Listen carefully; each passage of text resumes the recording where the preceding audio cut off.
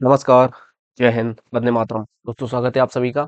आज हम बात करने वाले हैं नीति निर्देशक तत्व और जो मूल कर्तव्य है उसके बारे में। आप सभी को पता है मैंने ये जो सीरीज स्टार्ट की है इसमें आपके 1991 से लेके 2021 तक के यूपीएसआई एग्जाम जो अभी तक हुए हैं आप देख सकते हैं। तो यूपी सब इंस्पेक्टर के एग्जाम में अब तक जितने भी क्वेश्चंस पूछे गए हैं तो वो सारे क्वेश्चंस मैं आपको इस सीरीज में टॉपिक वाइज करवा रहा हूँ। ठीक है, तो आप सभी को हालाँकि ये तो सारा कुछ पता ही होगा और आगे बढ़ने से पहले मैं रिक्वेस्ट करूँगा अगर आपने हमारे चैनल को सब्सक्राइब नहीं किया है, तो प्लीज़ हमारे चैनल को सब्सक्राइब कर लीजिएगा, अपने दोस्तों के साथ शेयर करिएगा।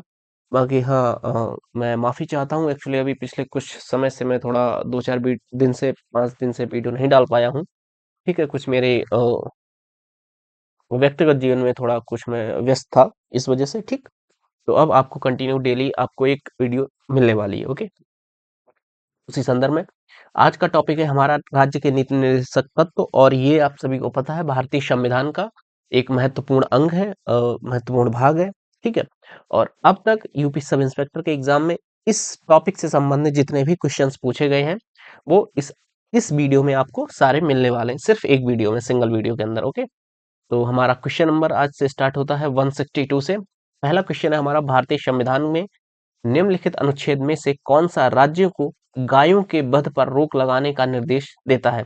ठीक है, तो ये हमारा हो जाएगा अनुच्छेद 48। बेसिकली अनुच्छेद 48 जो है वो जो पशु है, वनस्पति है, इन पे इनके प्रति एक तरीके से कह सकते हैं इनकी रक्षा करने का और इन पे वध वगैरह इनका करने का एक प्रावधान प्रायोजित करता है अनुच्छेद 48। ठीक ठीक है, आपने जो भी भारतीय संविधान पढ़ा होगा उसमें आपको ये पढ़ाया गया होगा। ठीक, आगे चलते हैं और अनुच्छेद 48 आपका राज्य के जो नीति निर्देशक तत्व है उससे संबंधित है। ठीक, अगला क्वेश्चन, भारतीय संविधान के अनुच्छेद 48 ए, ठीक है, ये इसमें ए लगा हुआ है, के अनुसार राज्य डॉट डॉट डॉट के लिए प्रयास करेगा पर्यावरण की रक्षा, पर्यावरण में सुधार, देश के वनों और वन्य जीव के संरक्षण के लिए या अंतरराष्ट्रीय पर्यावरण सहयोग के संगठनों के साथ सहयोग। ठीक है, तो ये बेसिकली डी ऑप्शन छोड़ के ये सारे हो जाएंगे क्योंकि जो अनुच्छेद 48 है वो बेसिकली पर्यावरण और वन्य जीव या वनों के संरक्षण से संबंधित है, तो इसमें पर्यावरण की रक्षा, पर्यावरण का सुधार और वन्यजीव संरक्षण ये सभी आ जाएंगे। ठीक, तो एबीसी जिसमें होगा ऑप्शन सी। ठीक, आप देख सकते हैं ये 22 नवंबर 2021 को जो सेकंड शिफ्ट हुई थी यूपी सब इंस्पेक्टर की एग्जाम में उसमें ये क्वेश्चन सीधा सीधा पूछा गया था। ठीक है, आगे चलते हैं अगले क्वेश्चन की तरफ। नेक्स्ट क्वेश्चन है हमारा, भारतीय संविधान का निम्नलिखित में से कौन सा अनुच्छेद राज्य को ग्रामीण क्षेत्रों में कुटीर उद्योग को बढ़ावा देने के लिए निर्देशित करता है? ये बात कर रहा है आपका कुटीर उद्योग से संबंधित। कुटीर उद्योग बेसिकली आपका हो जाएगा 43 से, एक मिनट, हाँ 43 से, अनुच्छेद 43।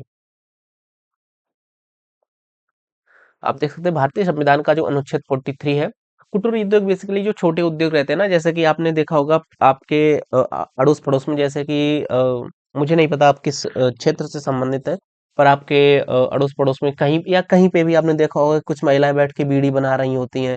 फिर वो बीड़ियों को एक कलेक्ट करके बंडल में बनाती हैं और फिर उस बंडल को एक बड़े से उसमें द ग्रुप ऑफ बंडल्स बन जाता है, और उसके बाद में वो एक्सपोर्ट कर दी जाती है। सेम इसी तरीके से मैंने कई जगह देखा है कि जो महिलाएं होती हैं वो कढ़ाई वगैरह का सामान कर वो कढ़ाई करती है ना, जो लहंगा वगैरह बनता है। ठीक है, तो ये जो छोटे छोटे उद्योग हैं इनको बेसिकली कुटीर उद्योग बोला जाता है। ठीक है, और भारत भारत का जो कह सकते हैं भारत की सरकारें हैं वो एक लंबे समय से कुटीर उद्योग को बढ़ावा देती आई हैं। ठीक है, और अनुच्छेद 43 ग्रामीण क्षेत्रों में कुटीर उद्योगों को बढ़ावा देने के लिए निर्देशित करता है। इसके अनुसार राज्य सभी कामगारों के लिए निर्वाह योग्य मजदूरी और एक उचित जीवन स्तर सुनिश्चित करने का प्रयास करेगा। ठीक, अगला क्वेश्चन हमारा अनुच्छेद 65 165, मौलिक कर्तव्य किन पर लागू होते हैं? नागरिकों और विदेशी दोनों पर, केवल नागरिकों पर, केवल विदेशियों पर या केवल सशस्त्र बल के कार्मिकों पर? आप देख सकते हैं 14 नवंबर 2021 का जो थर्ड शिफ्ट हुई थी उसमें एक क्वेश्चन पूछा गया था। अगर मूल कर्तव्य की बात करी जाए तो ये आपका सिर्फ और सिर्फ जो भारतीय नागरिक होंगे उन पे ये अप्लाई होता है। ठीक है, क्योंकि हम दूसरे देश के नागरिकों से ये एक्सपेक्ट नहीं करते हैं कि उनका कोई भी मौलिक कर्तव्य है कि वो भारत की सुरक्षा करें या भारत में मान लो पर्यावरण की सुरक्षा करें। ये हमारे भारतीयों का, या सपोज मान लीजिए एक सामान्य सी बात है, भारत में अगर गंदगी है तो हम विदेशी नागरिकों से ये अपेक्षा बिल्कुल भी नहीं करेंगे कि विदेशी लोग अगर यहाँ पे आते हैं तो यहाँ पे वो अपने आसपास के वातावरण को स्वच्छ स्वच्छ रखें या सुरक्षित रखें। ये भारतीय जो नागरिक हैं उनकी पहली प्रायोरिटी होनी चाहिए कि वो अपने आसपास के क्षेत्र को, अपने आसपास के वातावरण को एक ऐसा वातावरण बनाए जिससे कि कोई भी व्यक्ति यहाँ पे आके सम्मानित और सुरक्षित महसूस कर पाए। ठीक है। अगला क्वेश्चन, भारतीय संविधान में राज्य के नीति निर्देशक तत्वों की अवधारणा को लिया गया है। तो राज्य के नीति निर्देशक तत्वों की अगर बात करी जाए तो ये आयरिश संविधान, या कह सकते हैं कि आयरलैंड का जो संविधान था वहां से इसको लिया गया था। ठीक है। और ये आप देख सकते हैं कि जो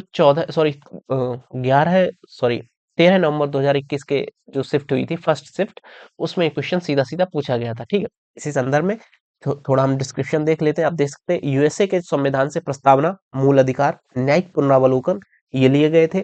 जर्मनी के संविधान से अगर बात करी जाए तो वहाँ पे जो इमरजेंसी के जो उपबंध है वो लिए गए थे। और इमरजेंसी आप ध्यान रखेंगे जर्मनी से ली गई थी। ठीक है। इसके अलावा अगर जापान की बात करी जाती है तो विधि द्वारा जो स्थापित प्रक्रिया है वो हमने जापान के संविधान से ली थी। ठीक है। और आयरलैंड के संविधान से जो नीति निर्देशक तत्व हैं वो हमने लिए थे आयरलैंड के संविधान से। ठीक है। अगला क्वेश्चन हमारा बन जाता है 167, भारतीय संविधान का भाग 4A किससे संबंधित है। अगर इसकी बात करते तो भारतीय संविधान का जो भाग 4A है ये आपका मौलिक कर्तव्यों से संबंधित हो जाएगा। ठीक है। ये क्वेश्चन आपका 15 नवंबर 2021 की जो थर्ड शिफ्ट हुई थी उसमें ये क्वेश्चन पूछा गया था, आप देख सकते हैं। और चलते हैं आगे नेक्स्ट क्वेश्चन की तरफ। अगला क्वेश्चन है हमारा 2002 में भारतीय संविधान के किस संवैधानिक संशोधन अधिनियम द्वारा एक नया मौलिक कर्तव्य जोड़ा गया था। तो ये हमारा जोड़ा गया था 86वां संविधान संशोधन अधिनियम। ठीक है। और ये जो हुआ था 2002 में हुआ था। और इसके तहत ये आप देख सकते हैं ये 14 नवंबर को जो फर्स्ट स्टेप थी उसमें ये क्वेश्चन पूछा गया था। और 42वें संविधान संशोधन अधिनियम 1976 को जो हुआ था ये सरदार स्वर्ण सिंह समिति की सिफारिश पर अनुच्छेद 4 का और अनुच्छेद 51 का काम में 10 मौलिक कर्तव्यों को जोड़ा गया था। और 86वां संविधान संशोधन अधिनियम 2002 के माध्यम से 11वें मौलिक कर्तव्य को जोड़ा गया था जिसका संबंध बच्चों की शिक्षा से संबंधित है। और यह मौलिक कर्तव्य, जो मौलिक कर्तव्यों का जो प्रावधान है ये बेसिकली हमने रसिया के संविधान से लिया था। ठीक है। मूल कर्तव्य की अगर बात करी जाए, नहीं, मूल कर्तव्य, हाँ, मूल अधिकारों की अगर बात करी जाती है तो मूल अधिकार हमारे अमेरिका के संविधान से लिए गए हैं। और अगर मूल कर्तव्यों की बात करी जाती है तो मूल कर्तव्य हमने रसिया के संविधान, जो कि तत्कालीन समय में यूएसएसआर था, ठीक है, सोवियत संघ, उससे लिया था। ठीक है। वर्तमान में इसको रसिया बोला जाता है, आप सभी को पता है, ध्यान रखेंगे क्यों, क्योंकि वर्तमान में रसिया और यूक्रेन की वॉर चल रही है काफी एक लंबे समय से। हालांकि अब ये रुकने की स्थिति में आ गई है, पर अभी तक हालांकि आधिकारिक तौर पे इसका अनाउंस नहीं हुआ है। और जो भी यूपी पुलिस का एग्जाम होगा, जो भी एग्जामिनर होगा, वो क्वेश्चन आपका यहीं से उठाएगा जहां पे जो कि करंट में एक टॉपिक चल रहा होगा। ठीक है। आगे चलते अगला क्वेश्चन है हमारा, निम्नलिखित में से कौन सा भारतीय संविधान के भाग 4A में वर्णित एक मौलिक कर्तव्य है। कर का भुगतान कर्तव्य, ड्यूटी ऑफ पे टैक्स। ये अनुच्छेद 4 का ए में वर्णित एक मौलिक कर्तव्य। देखिए 4A में जो मौलिक कर्तव्य, बेसिकली 11 मौलिक कर्तव्य आप सभी को पता ही होगा, अगर आपने पढ़ा होगा तो ये उसमें उसका पार्ट नहीं है। ठीक है। भारत सरकार की प्रशंसा करने का कर्तव्य ये भी मौलिक कर्तव्य आपका नहीं होगा। मतदान का कर्तव्य ये भी आपका मूल कर्तव्य उन 11 कर्तव्यों में नहीं है। हालांकि आप मोरल रिस्पॉन्सिबिलिटी आप इसको मान सकते हैं, पर जो संविधान में वर्णित मूल कर्तव्य 11 आपको दिए गए उनमें ये तीनों नहीं है, बल्कि ये जो सार्वजनिक संपत्ति की सुरक्षा का कर्तव्य है ये बेसिकली आपका मौलिक कर्तव्य हो जाता है। जैसे कि आप ने देखा होगा, जैसे बांग्लादेश में अभी बात करते हैं तो वहां पे जो सार्वजनिक संपत्तियां थी, हालांकि वो प्राइवेट संपत्तियां थी पर उनको आग लगा दी गई है, या फिर जो सरकारी संपत्तियां थी, अब बांग्लादेश छोड़ो हम भारत की ही बात करते हैं। तो आपने थोड़े दिन पहले एक सुना होगा, जैसे कि जो अ, हरियाणा में एक हुआ था, जाट आंदोलन हुआ था, जो कि जाटों का संबंधित था या गुर्जरों का, जो कि आरक्षण से संबंधित था। उस समय यहाँ पे रेल की पटरियां उखाड़ दी गई थी। तो कानूनी तौर पे वो कानून का उल्लंघन है, चूंकि भारतीय संविधान में ये वर्णित किया गया है कि जो सार्वजनिक संपत्ति, यानी कि जो सरकारी संपत्ति होगी वो एक सार्वजनिक संपत्ति है। ठीक है। मतलब संविधान के अनुसार। और यदि आप संवैधानिक या जो कह सकते हैं सार्वजनिक संपत्ति को नुकसान पहुंचाते हैं तो कानून अपराध है, और इस संपत्ति की सुरक्षा करना आपका मौलिक कर्तव्य हो जाता है। ठीक है। मौलिक कर्तव्यों की अगर बात करी जाए तो 42वें संविधान संशोधन 1976 के तहत सरदार स्वर्ण सिंह समिति की सिफारिश पर इसको हमने अनुच्छेद 51 का में रखा था। ठीक है। आगे चलते अगला क्वेश्चन, भारतीय संविधान का कौन सा अनुच्छेद दोहरी परिसंकट के विरुद्ध सुरक्षा प्रदान करता है। तो ये आपका हो जाएगा अनुच्छेद 20। देख सकते हैं 13 नवंबर 2021 की जो फर्स्ट शिफ्ट हुई थी, ठीक है, उसमें ये क्वेश्चन पूछा गया था। आगे चलते अगला क्वेश्चन, भारतीय संविधान का कौन सा अनुच्छेद राज्य को पर्यावरण के संरक्षण और संवर्धन के लिए निर्देशित करता है? अगर पर्यावरण की बात करी जाती है तो अनुच्छेद 48 ए हो जाएगा, मैं ऊपर ही आपको बता ही चुका हूँ, ठीक है। पर्यावरण और वन्य एवं वन्यजीव संरक्षण जो है वो अनुच्छेद 48 ए से संबंधित हो जाएगा, ठीक। आगे चलते अगले क्वेश्चन की तरफ। नेक्स्ट क्वेश्चन है हमारा 172, भारतीय संविधान में 10 मौलिक कर्तव्यों के समावेशन के समय भारत की प्रधानमंत्री कौन थी? अगर हम बात करते हैं जो हमारे जो ये हुआ था, तो मतलब जो मौलिक कर्तव्य जोड़े गए थे वो कब जोड़े गए थे? 1976 में, ठीक, आप सभी को पता है 1976 में। और कौन सा संविधान संशोधन था? हमारा संविधान संशोधन था 42 कॉन्स्टिट्यूशन अमेंडमेंट एक्ट, जो कि 1976 में हुआ था। और 1976 में उस समय भारत की अगर प्रधानमंत्री की बात करी जाए तो कौन थी?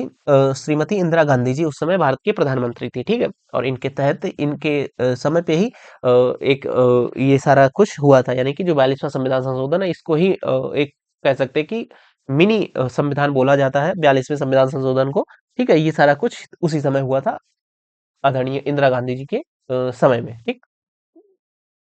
और इनको एक और नए उसके लिए जाना जाता है, नया क्या मतलब कि जो इमरजेंसी अब तक भारत में जो केंद्र स्तर पर सिर्फ एक बार इमरजेंसी का प्रयोग किया गया, वो भी श्रीमती इंदिरा गांधी जी के कार्यकाल में ही इसका प्रयोग किया गया था, ठीक है। भारतीय संविधान में कितने मौलिक कर्तव्य हैं तो मैंने आपको बताया है, भारतीय संविधान में टोटल 11 मौलिक कर्तव्य हैं, ठीक है। अगला क्वेश्चन, निम्नलिखित में से कौन सी एक ऐसी विशेषता है जो राज्य के नीति निर्देशक तत्व और मौलिक कर्तव्य दोनों में समान है, दोनों ही न्याय संगत है? बिल्कुल नहीं। दोनों ही गैर न्याय संगत है? नहीं, ये भी नहीं। दोनों का उल्लेख भारतीय संविधान के भाग 3 में किया गया है? ये भी नहीं। ठीक, सॉरी, ये वाला हो जाएगा, दोनों ही गैर न्याय संगत है, ठीक है।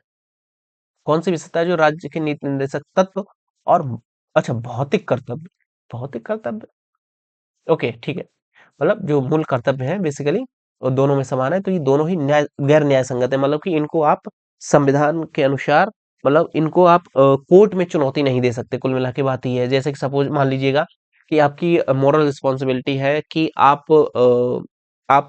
जो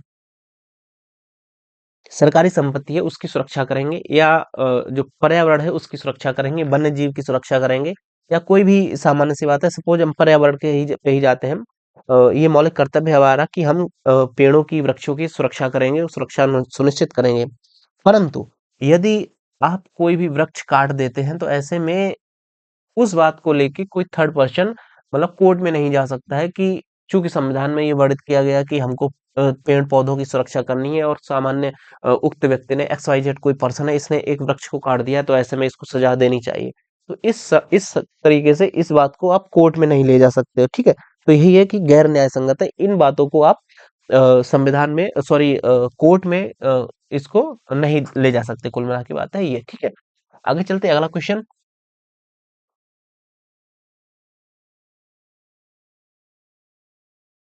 डॉक्टर अंबेडकर ने राज्य के नीति निर्देशक तत्वों को डॉट डॉट डॉट के रूप में वर्णित किया था। तो डॉक्टर अंबेडकर ने जो राज्य के नीति निर्देशक तत्व है इनको भारतीय संविधान की जो अनूठी विशेषता है, noble feature of Indian constitution, इसके रूप में वर्णित किया गया था। आप देख सकते हैं राज्य के नीति निर्देशक तत्वों को भारतीय संविधान की अनूठी विशेषता के रूप में वर्णित किया है। भारत के संविधान के भाग 4 में राज्य के नीति निर्देशक तत्वों का उल्लेख किया गया है, इसे आयरलैंड के संविधान से लिया गया था। अगला क्वेश्चन,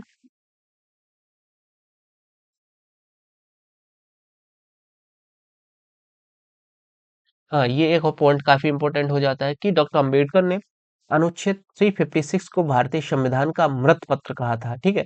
अनुच्छेद 356 आप सभी को पता है किससे संबंधित है, ठीक है। ये चूंकि इमरजेंसी से संबंधित हो जाएगा, तो अम्बेडकर जी का कहना था अगर भारत में इमरजेंसी लगती है इसका मतलब है कि सब कुछ समाप्त हो चुका है, तो इसको मृत पत्र कहा था, ठीक है। आगे चलते अगला क्वेश्चन, भारतीय संविधान में 10 मौलिक कर्तव्यों का निम्नलिखित में से किस वर्ष जोड़ा गया था? तो आप सभी को पता है जो मौलिक कर्तव्य है उनको 1976 में सरदार सरोवर सिंह समिति की सिफारिश पर, ठीक है, 42वें संविधान संशोधन के तहत जोड़ा गया था। ठीक है। और जो 11वां मौलिक कर्तव्य था बेसिकली, इसको 86वें संविधान संशोधन के तहत देखिए 1976 में इंदिरा गांधी जी के समय पे 10 मौलिक कर्तव्य जोड़े गए थे, और जो 11वां मौलिक कर्तव्य था उसको जोड़ा गया था सन 2002 में, 86th जो कॉन्स्टिट्यूशन अमेंडमेंट आया था उस समय पे। तो वर्तमान में अगर बात करी जाए कि टोटल मौलिक कर्तव्य हमारे 11 हैं, लेकिन जो 10 जोड़े गए थे वो 1976 में जोड़े गए थे। ये यहाँ पे थोड़ा गलत है, 2022 लिखा है, ये 2002 हो जाएगा, ठीक है। 86वां संविधान संशोधन सन 2002, ठीक। आगे चलते हैं अगला क्वेश्चन की तरफ। भारत के संविधान के अनुच्छेद 45 के अनुसार आरंभिक बाल्यावस्था, देखभाल और शिक्षा, early childhood care and education सभी बच्चों को तब तक दी जानी चाहिए जब तक कि वे डॉट डॉट डॉट वर्ष तक की आयु पूरी ना कर चुके हैं। तो ये हो जाएगा बेसिकली 6 वर्ष तक की आयु के लिए, ठीक है। आगे चलते हैं अगला क्वेश्चन की तरफ। निम्नलिखित में से कौन सा भारतीय संविधान के अनुच्छेद 44 से संबंधित है? अनुच्छेद 44 की अगर बात करी जाए तो आय असमानताओं को कम करना, समान नागरिक संहिता, गो हत्या पर प्रतिबंध और सहकारी संपत्ति को बढ़ावा देना बहुत ज्यादा इंपॉर्टेंट हो जाता है। अनुच्छेद 44 हमारा जो कॉमन यूनिफॉर्म सिविल कोड हो जाएगा, समान नागरिक संहिता, ये बेसिकली इससे संबंधित हो जाएगा, ठीक है। आप देख सकते हैं अनुच्छेद 44 आपका यूनिफॉर्म सिविल कोड हो जाएगा, ठीक है। और आय में असमानता की अगर बात करी जाए ये अनुच्छेद 46 हो जाएगा। गो हत्या पर प्रतिबंध की अगर बात करी जाए तो ये तो सामान्य सी बात है, जो कि अनुच्छेद 48 में हमारे जो अन्य वन्य तथा वन्यजीव से संरक्षण से संबंधित है, तो वन्य सॉरी पशु और वन्यजीव से संबंधित हो जाएगा। तो पशु, चूंकि गौ जो गाय है वो भी पशु है, इस तरह से इसको अनुच्छेद 48 से आप रिलेट कर पाएंगे। बाकी सहकारी समितियों को बढ़ावा देना अनुच्छेद 43 ख के अंतर्गत रखा गया है, ठीक है। अगला क्वेश्चन, निम्नलिखित में से कौन सा भारत के मूल संविधान का हिस्सा नहीं था? पांचवी अनुसूची, मौलिक अधिकार, मौलिक कर्तव्य या राज्य के नीति निर्देशक तत्व। तो हमारे जो मूल कर्तव्य बेसिकली हो जाएंगे, ये इनको बाद में जोड़ा गया था, तो यही जो है ये संविधान, जो मूल संविधान था उसका पार्ट नहीं होगा। राज्य के जो आपके मौलिक कर्तव्य हैं, भारतीय नागरिकों के मूल कर्तव्य, ये इसका हिस्सा, मूल संविधान का हिस्सा नहीं है, ठीक है। राज्य के नीति निर्देशक सिद्धांतों में से कौन सा अनुच्छेद प्रबंधन में श्रमिक भागीदारी को सुरक्षित करने की बात करता है? अनुच्छेद 39A, 43A, 38B या अनुच्छेद 36। तो ये बेसिकली प्रबंधन में श्रमिक भागीदारी की सुनिश्चित करने की बात अगर करता है तो अनुच्छेद 43A इसका आंसर हो जाएगा। इसके अलावा अनुच्छेद 39A की बात करी जाए तो ये समान न्याय तथा निःशुल्क विधिक सहायता की बात करता है, ठीक है, ध्यान रखेंगे इन बात को। और राज्य आय की असमानताओं को कम करने का प्रयास करेगा। अनुच्छेद 36 के अनुसार भाग 4 में राज्य शब्द का वही अर्थ है जो मूल अधिकारों से संबंधित भाग 3 के अनुच्छेद 12 में है, ठीक है। और संविधान के भाग 4 से 42वें संविधान संशोधन 1976 द्वारा निम्न अनुच्छेदों को जोड़ा गया था। उसमें 39 च, 43 क, अनुच्छेद 39 का और अनुच्छेद 48 का ये सारे अनुच्छेद इसमें जोड़े गए थे, ठीक है। आगे चलते हैं अगले क्वेश्चन की तरफ। नेक्स्ट क्वेश्चन है हमारा 181। राज्य नीति के निर्देशक जो सिद्धांत है से संबंधित कौन सा अनुच्छेद यह कहता है कि राज्य ग्राम पंचायतों को संगठित करने के लिए कदम उठाएगा और उसको ऐसी शक्तियां तथा और प्राधिकार प्रदान करेगा जो उन्हें स्वायत्त शासन की इकाइयों के रूप में कार्य करने योग्य बनाने के लिए आवश्यक हो। आपका हो जाएगा अनुच्छेद 40, ठीक है। देखिए मैं यहाँ पे ज्यादा एक्सप्लेनेशन पे नहीं जा रहा हूँ, क्योंकि मैं ये समझता हूँ कि आपने ये सारे एक्सप्लेनेशन आप पढ़ चुके होंगे। आप कहीं ना कहीं से पूरी पॉलिटी आपने पढ़ ली होगी। ये सिर्फ और सिर्फ आपका प्रीवियस ईयर क्वेश्चंस हैं, जहाँ पे आपको बस क्वेश्चन देखना है और आपको आंसर क्लिक करना है, ओके। क्योंकि ये सारे क्वेश्चंस आपके एग्जाम्स में आए हुए हैं, तो आपको द लेवल ऑफ क्वेश्चंस या लेवल ऑफ एग्जाम आपको पता होना चाहिए, ठीक है। भारत के संविधान के किस अनुच्छेद में पोषण के स्तर और जीवन स्तर को बढ़ाने के लिए सार्वजनिक स्वास्थ्य में सुधार के लिए राज्य के कर्तव्य के बारे में बात कही गई है? तो ये आपका हो जाएगा अनुच्छेद 47, ठीक है। ये क्वेश्चन आपका 2017 का जो यूपीएसआई एग्जाम हुआ था उसमें ये पूछा गया था, ठीक। निर्देशक सिद्धांतों में परिवर्तनों के लिए यह संवैधानिक संशोधन की आवश्यकता होती है, जिसे निम्न के द्वारा पारित किया जाना आवश्यक होता है। संसद के दोनों सदनों में, ठीक है, संसद में उपस्थित 2/3 सदस्यों के अनुमोदन और मतदान द्वारा। तो ये आपका हो जाएगा, दोनों आपके इसमें करेक्ट हो जाएंगे, ठीक है। भारत की राज्य के नीति निर्देशक सिद्धांतों के संदर्भ में निम्नलिखित में से कौन सा वक्तव्य सही है? ऐसा कहा जाता है कि सकारात्मक प्रकृति के हैं, ये सकारात्मक प्रकृति के हैं और इनका लक्ष्य है राज्य के अधिकारों और कार्यों में वृद्धि लाना। इनका लक्ष्य है सामाजिक और आर्थिक न्याय प्राप्त करके एक लोक हितकारी राज्य की स्थापना करना। तो जहां तक मुझे लगता है ये दोनों ही हो जाएंगे, तो आंसर ए और बी दोनों आपका आंसर हो जाएगा। ठीक है, आगे चलते अगला क्वेश्चन, भारत के संविधान की राज्य के नीति निर्देशात्मक सिद्धांत में निम्नलिखित विशेष रूप से कहा गया है, राज्य विशेष रूप से इसकी सुरक्षा के प्रति नीति में होगा। पहला कि पुरुषों और महिलाओं दोनों के लिए समान कार्य हेतु समान वेतन, बिल्कुल सही है। श्रमिकों पुरुषों और महिलाओं के स्वास्थ्य और शक्तियां बच्चों की निविदा उम्र के साथ दुर्व्यवहार नहीं किया जाएगा, और नागरिकों को आर्थिक आवश्यकता से मजबूर नहीं किया जाएगा जाता है, ताकि वे अपने आय व ताकत से बचने वाले अभियान में प्रवेश कर सकें। बिल्कुल दोनों हो जाएंगे, तो ए और बी दोनों आपका आंसर हो जाएगा। ठीक है, चलते अगले क्वेश्चन की तरफ। नेक्स्ट क्वेश्चन है हमारा, निम्नलिखित में से कौन सा वक्तव्य भारतीय सिद्धांत में स्थित राज्य के नीति निर्देशक तत्वों में विनिर्दिष्ट रूप में उल्लेखित है। राज्य अपनी नीति को विशिष्टतया निम्नोन्मुखी बनाएगा, जिससे समुदाय के भौतिक संसाधनों का स्वामित्व और नियंत्रण इस प्रकार बटा हो जिससे सर्वोत्तम रूप से सामूहिक हित सध सके। आर्थिक व्यवस्था इस प्रकार चले जिससे धन और उत्पादन साधनों का सर्वसाधारण के लिए अहितकारी संकेंद्रण न हो। ठीक है, तो इसमें भी ये दोनों आंसर हो जाएंगे आपके, ए और बी दोनों। ठीक है, अगला क्वेश्चन, निम्नलिखित में से किसका भारत के मूल सिद्धांत में राज्य नीति के निर्देशक सिद्धांत के रूप में उल्लेख नहीं किया है। जीवन स्तर को बढ़ाना और राज्य का कर्तव्य है। पोषण का स्तर बढ़ाना राज्य का कर्तव्य है। पर्यावरण की रक्षा करना और इसको बेहतर बनाना राज्य का कर्तव्य है, और सार्वजनिक सुरक्षा में सुधार करना राज्य का कर्तव्य हो जाएगा।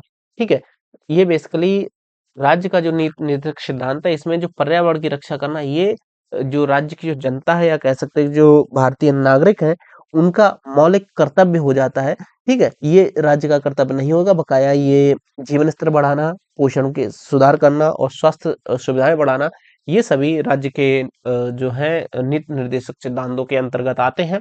परंतु पर्यावरण की रक्षा करना, बेहतर बनाना, ये आपका मौलिक कर्तव्य हो जाएगा, यानी कि जो भारतीय संविधान के तहत भारतीय नागरिक है उनका। ठीक है, आगे चलते हैं अगले क्वेश्चन की तरफ। निम्नलिखित में से कौन सा राज्य के नीति निर्देशक सिद्धांतों में नहीं कहा गया है। ठीक है, शिक्षा का अधिकार, ग्राम पंचायतों का संगठन। ओके, तो ये बेसिकली हो जाएगा, शिक्षा का अधिकार है, ये नीति निर्देशक सिद्धांत में नहीं आता। ये शिक्षा का अधिकार हमारा मौलिक अधिकार हो जाता है, यानी कि मूल अधिकार हो जाएगा। ठीक है, ओके, और ग्राम पंचायतों का गठन, ये आप मान सकते हैं राज्यों का कंट्रोल, या कह सकते हैं राज्यों का ड्यूटी है ये। लेकिन शिक्षा का अधिकार ये भारतीय नागरिकों का मूल अधिकार हो जाएगा। ठीक है, तो ऑप्शन ए सिर्फ इसका आंसर हो जाएगा। आगे चलते हैं अगले क्वेश्चन की तरफ। निर्देशक सिद्धांतों को उस क्रम में व्यवस्थित करें जिस क्रम में वे संविधान में सूचीबद्ध है। राज्य द्वारा लोगों के कल्याण को बढ़ावा देने, सार्वजनिक कार्यक्रम को सुरक्षित करना, समान न्याय और मुफ्त कानूनी सहायता, ग्राम पंचायतों को संगठित करना, ये बेसिकली PQR इस तरीके से आपका ऑप्शन सी आंसर हो जाएगा, मतलब सेम सीरीज हो जाएगी। ठीक है, ध्यान रखेंगे इस बात को। और ये क्वेश्चन आपका 2017 में पूछा गया, आप देख सकते हैं, मतलब कितना थोड़ा ज्यादा ही डीपली चला गया था, क्योंकि इसमें ये पूछ लिया गया था कि जो एक एक फ्लो दिया गया है, एक तरीका दिया गया है ABCD इस तरीके से, तो उस तरीके से ही आपको बताना है कि कौन सा टॉप पे रखा गया, कौन सा सेकंड नंबर पे, कौन सा थर्ड पे, कौन सा फोर्थ पे, इस तरीके से। मतलब ये मेरे हिसाब से थोड़ा ज्यादा ही डीपली पूछ लिया गया था। ठीक है, अगला क्वेश्चन, राज्य के नीति निर्देशक सिद्धांतों के अंतर्गत किस अनुच्छेद में राष्ट्रीय महत्व के स्मारकों, स्थानों और वस्तुओं के संरक्षण के विषय में कहा गया है। ये आपका हो जाएगा अनुच्छेद 49। ठीक है, हालांकि मैं सारा कुछ बता ही चुका हूं आपको। अगला क्वेश्चन है, राज्य के नीति के सिद्धांतों में से किसका संविधान के संबंधित अनुच्छेदों के साथ सही रूप से मिलान किया गया है। ठीक है, पोषण के जीवन स्तर को ऊंचा उठाने और सार्वजनिक स्वास्थ्य में सुधार करना राज्य का कर्तव्य है, अनुच्छेद 47। ओके, ठीक है, प्रबंधन के श्रमिकों में की सहभागिता, अनुच्छेद 43A। बच्चों के लिए मुफ्त और अनिवार्य शिक्षा प्रदान करना, अनुच्छेद 45। ठीक है, तो ये सभी का सही मिलान है, और PQR आपका आंसर हो जाएगा। ठीक, आप देख सकते हैं। आगे चलते हैं अगले क्वेश्चन की तरफ। निम्नलिखित में से कौन सा राज्य के नीति निर्देशक सिद्धांतों में उल्लेखित नहीं था। काम पाने का अधिकार, कार्य स्तर पर उचित और मानवीय परिवेश तथा मातृत्व सहायता का प्रावधान। ठीक है, तो ऑप्शन आपका ये दोनों ही राज्य के नीति निर्देशक सिद्धांत है, उसमें उल्लेखित नहीं है, तो ऑप्शन डी आंसर हो जाएगा। ठीक, मतलब ना तो ये है ना तो ये है।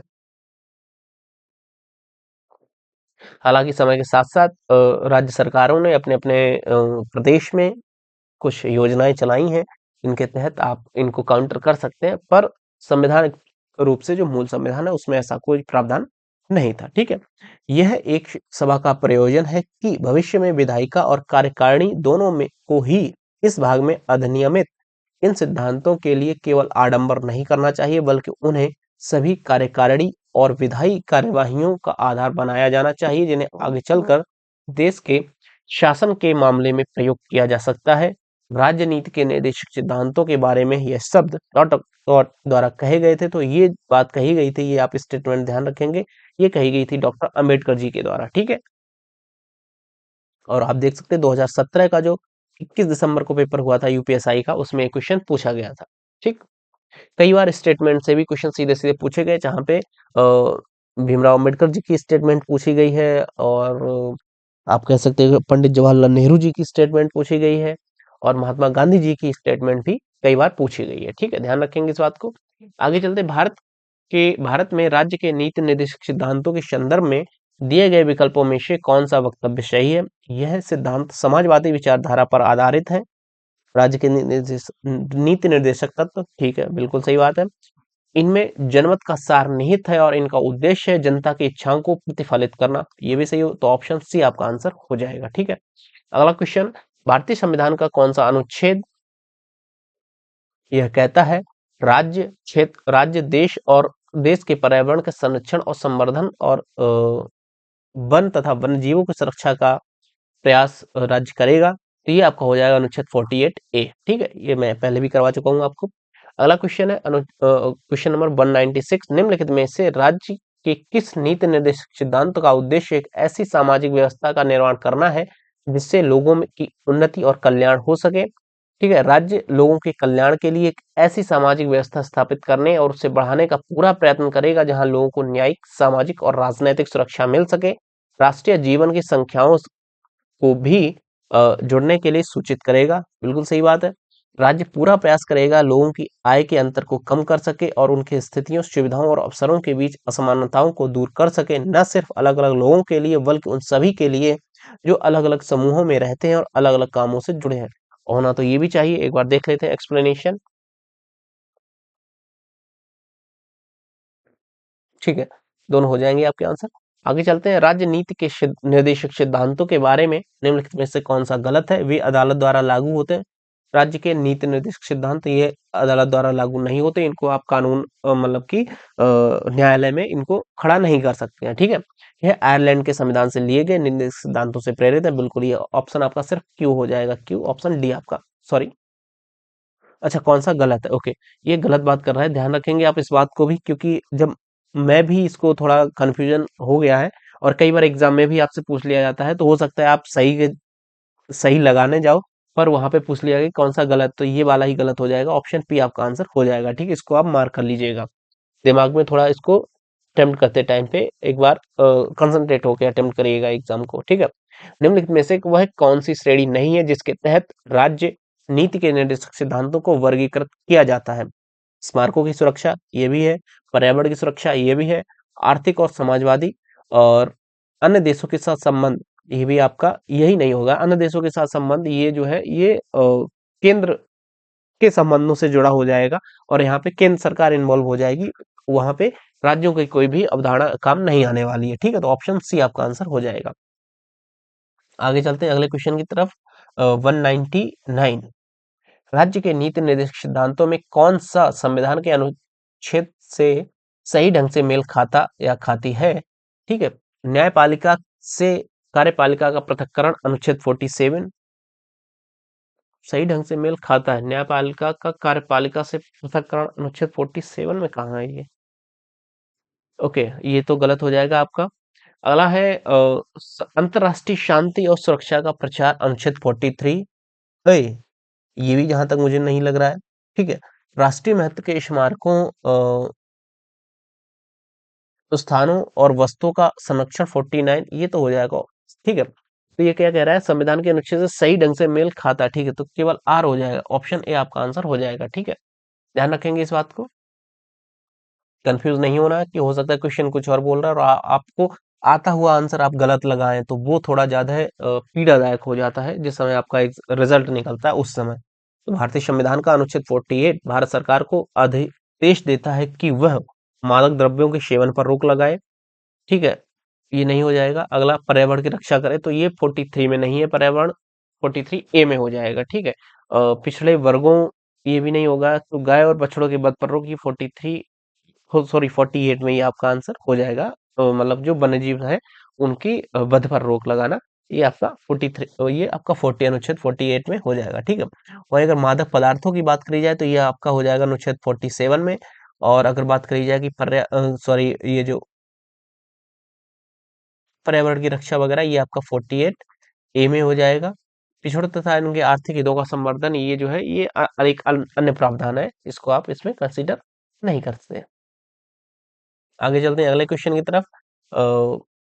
निम्न 1976 में राष्ट्रीय आपातकाल के दौरान भारत के संविधान का अध्ययन करने की जिम्मेदारी जिस समिति को सौंपी गई थी, उस समिति का जो अध्यक्ष था वो कौन था? इस समिति, एक समिति बनाई थी, वो समिति ही सरदार स्वर्ण सिंह समिति के नाम से बनाई गई थी और इनका अध्यक्ष भी सरदार स्वर्ण सिंह ही थे। और ये क्वेश्चन आप देख सकते हैं 2017 का जो एग्जाम हुआ था यूपीएसआई का, उसमें ये क्वेश्चन सीधा सीधा पूछा गया था। ये कई समितियां हैं, वो भी आपको एग्जाम से पहले रट रट लेनी है। ठीक है, ध्यान रखेंगे इस बात को। भारत के राज्य भारत में राज्य के नीति निर्देशक सिद्धांतों के संदर्भ में निम्नलिखित में से कौन सा वक्तव्य सही है? सामाजिक व आर्थिक उन्नति के लिए राज्यों को संबोधित किए गए कुछ निर्देश हैं। ठीक है, बिल्कुल सही बात है। ये न्यायालय में प्रवर्तनीय नहीं, बिल्कुल ये न्यायालय में तो प्रवर्तनीय नहीं, तो ऑप्शन ए आपका आंसर हो जाएगा, ऑप्शन ए डी में आ रहा है। ठीक है, ध्यान रखेंगे इस बात को। अगला क्वेश्चन है, भारत के संविधान में उल्लेख किए गए निम्नलिखित में से कौन सा डॉट डॉट डॉट हर नागरिक का एक मौलिक कर्तव्य है? अन्याय के खिलाफ आवाज उठाने का कर्तव्य, हमारी मिश्रित संस्कृति की समृद्ध विरासत को महत्व देने और संरक्षित करने का कर्तव्य, यही हमारा या कह सकते हैं कि सभी का एक मौलिक कर्तव्य हो जाएगा, ऑप्शन बी। ठीक है, वोट देने का कर्तव्य मौलिक कर्तव्य नहीं है, आवाज नहीं आप उठा सकते, ये भी आपका मौलिक कर्तव्य उठा सकते हो, पर ये मौलिक कर्तव्य के दायरे में नहीं आता है। करों का भुगतान करना भी आपका मूल कर्तव्य नहीं होएगा। ठीक है, पर जो हमारी संस्कृति है, हमारी विरासत है, उसको आप संरक्षित करेंगे, ये आपका भारतीय जो संविधान है वो आपसे चाहता है। ठीक, अगला क्वेश्चन, सॉरी अगला, हाँ अगला क्वेश्चन आपका हो जाएगा क्वेश्चन नंबर 204। निम्नलिखित में से कौन सा वक्तव्य अंतरराष्ट्रीय शांति और सुरक्षा की अभिवृद्धि के उद्देश्य भारतीय संविधान के में स्थित राज्यों में के नीति निर्देशक सिद्धांतों में विनिर्दिष्ट रूप से उल्लिखित है? राज्य को प्रयास करना होगा अंतर्राष्ट्रीय विधि तथा संधि बाध्यताओं के प्रति आदर बढ़ाने का, अंतर्राष्ट्रीय विवादों में को मध्यस्थता द्वारा निपटाने के लिए प्रोत्साहित सहन देने का, परमाणु निशस्त्रीकरण और हम पहले हमले नहीं वाली नीति को प्रोत्साहन देने का। एक बार देख लेते हैं इसका एक्सप्लेनेशन, ऑप्शन बी आपका आंसर हो जाएगा, ए और बी हो जाएंगे। ठीक है, तो ये राज्य प्रयास कर सकता है, ये कर सकता है, पर परमाणु के संदर्भ में जो केंद्र सरकार है वो ही पूर्णतः कंट्रोल करेगी। ठीक है, ध्यान रखेंगे इस बात को, देख लेते हैं एक बार।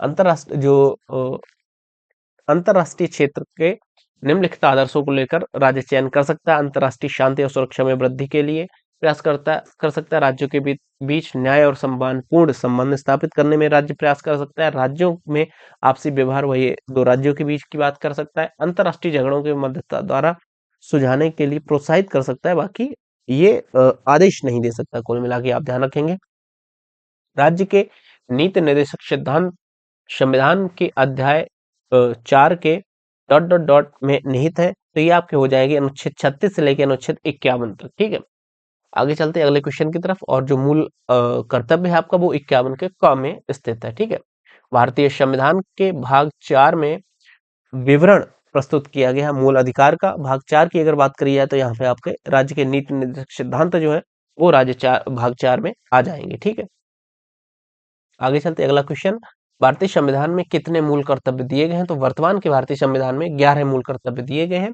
जिसमें 10 पहले जोड़े गए थे 1976 में, और 11वां जो जोड़ा गया था वो सन 2002 में जोड़ा गया था, 86वां संविधान संशोधन के तहत। ठीक है, आगे चल पर वर्तमान में 11 मूल कर्तव्य आपके हो जाएंगे। ठीक, ये यहाँ पे आप देख सकते हैं, ये मूल कर्तव्य दिए गए। अगर आप स्नैपशॉट लेना चाहें तो यहाँ से ले सकते हैं।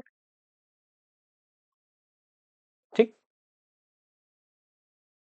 अगला क्वेश्चन, भारतीय संविधान के में मूल कर्तव्य किस देश के संविधान से लिए गए? तो मूल कर्तव्य की अगर बात करी जाए तो मूल कर्तव्य हमारे लिए गए हैं सोवियत संघ से। मूल अधिकारों की बात करी जाए तो वो आपके अमेरिका हो जाएगा। और अगर बात करी जाए नीति निर्देशक सिद्धांतों की तो वो आपके हमारे आयरलैंड के संविधान से लिए गए हैं। ठीक है, अगला क्वेश्चन है, भारतीय संविधान के अनुच्छेद 38 में प्रयुक्त न्याय को सूचित करने के लिए प्रयुक्त हुआ है। तो ये आपका हो जाएगा सामाजिक। भारतीय संविधान में बेसिकली 3 तरीके के न्याय दिए गए, जिसमें सामाजिक न्याय, आर्थिक न्याय और राजनैतिक न्याय, 3 न्यायों की चर्चा है। ठीक है, अगले क्वेश्चन पे चलते हैं। क्वेश्चन नंबर ओके, तो यहाँ तक हमारे थे राज्य के नीति निर्देशक सिद्धांतों से संबंधित क्वेश्चन, जो कि लगभग 210 तक हमारे क्वेश्चन बने हैं। ठीक है, आई होप आपको समझ में आया होगा कि क्वेश्चन क्या कह रहा है और क्या कहना चाहता है। ठीक है, तो मैं उम्मीद करता हूँ आपको ये समझ में आया होगा, आपको वीडियो अच्छा लगा होगा। मैं उम्मीद करता हूँ कि आप हमारे वीडियो को लाइक करेंगे, हमारे चैनल को सब्सक्राइब करेंगे, और इस वीडियो को, इस चैनल को अपने दोस्तों के साथ, अपने भाई बहनों के साथ, या जो भी बच्चे यूपी पुलिस की, यूपी सब इंस्पेक्टर की तैयारी कर रहे हैं, उन सभी के साथ में आप शेयर करेंगे और पर्सनली उनको सलाह देंगे कि आप हमारे चैनल को सब्सक्राइब कर लीजिएगा और हमारे साथ में अंत तक जुड़े रहेंगे। ठीक है, तो चलो मिलते हैं आपसे नए वीडियो में, तब तक के लिए मैं आज्ञा चाहूंगा आपसे। बाय बाय, जय हिंद, वंदे मातरम।